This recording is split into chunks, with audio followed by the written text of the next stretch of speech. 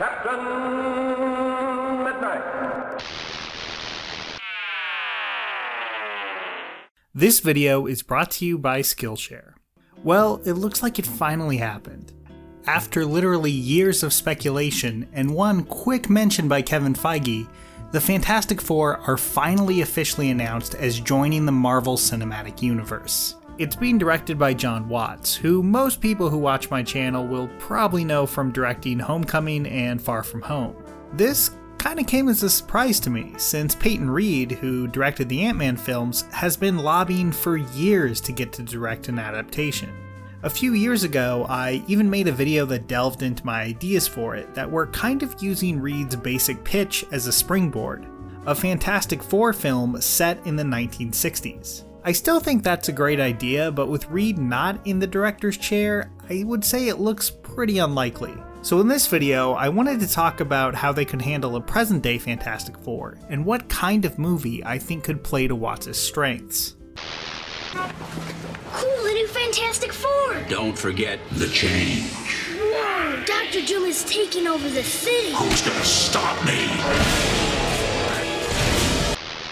There has been a lot of attempts at a Fantastic Four movie now, and in my opinion, none of them have been remotely successful. The mid-2000s Tim Story films have their charms, I guess. I think Michael Chiklis' pretty fun as Ben Grimm, but honestly, they were exactly the sort of half-baked and uninspired movies that the MCU needs to avoid. The Fantastic Four are what launched Marvel into the spotlight, but ironically, they've proven to be some of the most difficult characters to adapt to other mediums. And as a result, I feel like this new version is going to need to try harder to win people over, especially casual viewers who only know the team from some mediocre movies. In my last video about the team, I said that they should probably try some non-Doctor Doom villains since he'd already been botched so badly, and you didn't need to be seen as repeating past mistakes over and over again. But now, I don't know. It's probably because it's just been a few more years since the last film, whose version of Doom just barely resembled the character anyway. I've come around to thinking that maybe they should just go for it. Dr. Doom is one of the most interesting and multifaceted characters in the Marvel Universe. Introducing him here in a way that doesn't try to water down his backstory like every film to come before it has would go a long way towards getting me excited.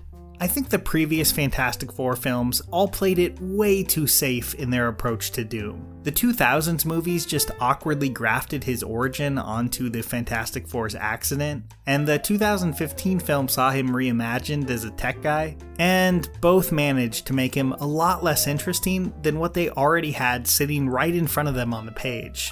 Victor Von Doom is not some boring businessman. He's someone who rose from a horribly impoverished childhood and the death of his mother at the hands of a literal demon to overthrowing his country's leaders and ruling with an iron fist, using a combination of the mystical and the scientific.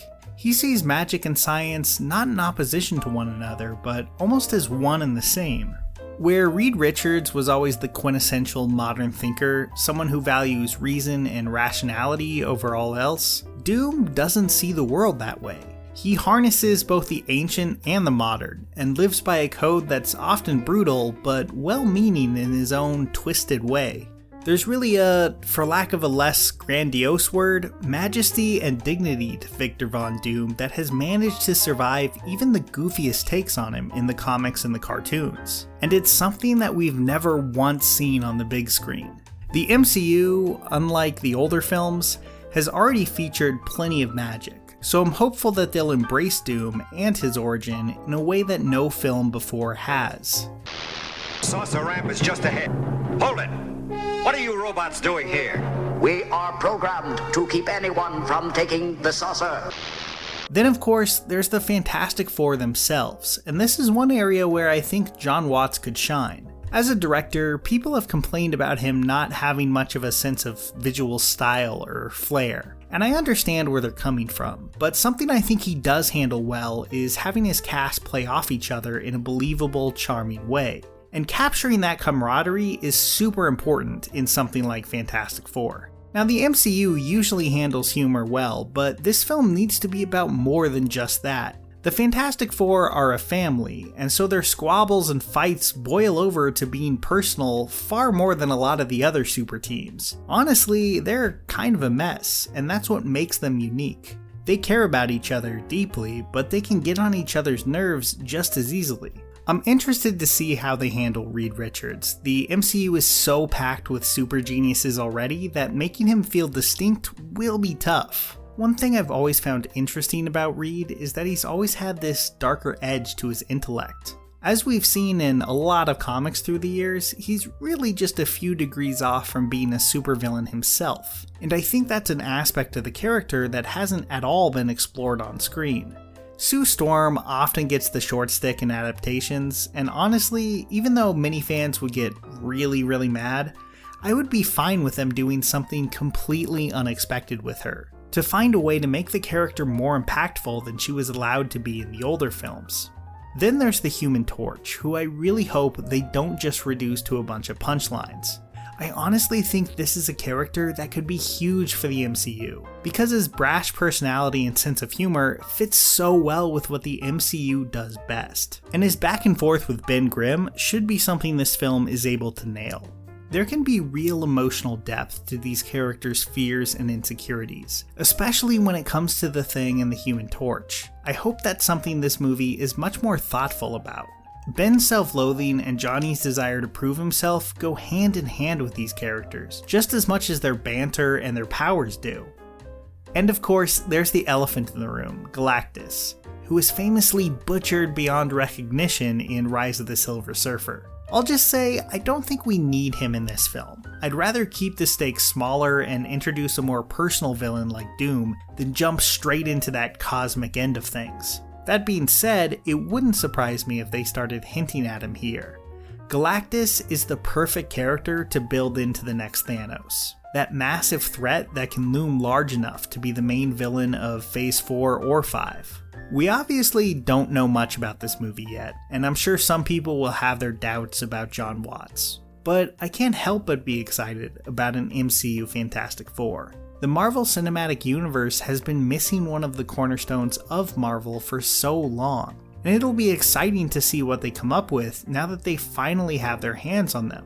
I'm not looking for a dark take on the characters really, just one that, for the first time, takes their personalities seriously. Now, the Tim Story films did do this a little bit for The Thing, making his feelings about his new appearance a big part of those films, but the rest of the cast never really got that treatment. This is the chance to correct that, and give audiences a take on the Fantastic Four that they can latch onto and care about, just like comic readers did all the way back in 1961.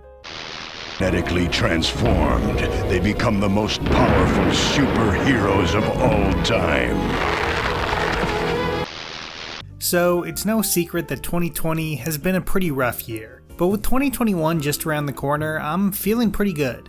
Because now is the perfect time to turn over a new leaf and pick up some new skills. Maybe you feel the same way, and if you've ever thought about dipping your toes into the YouTube pool, I highly recommend going freelance, building and branding your own success. This is a really popular class on Skillshare right now because it's never been a better time to create your own work.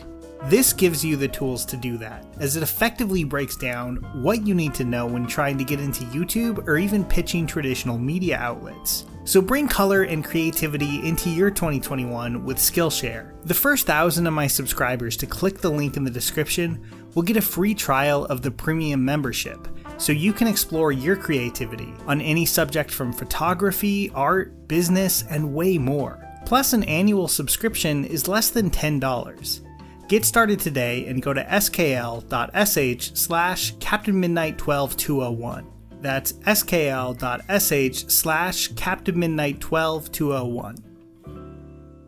Here's a special tip for the fellas and girls who have not already joined Captain Midnight's new 1940 Flight Patrol.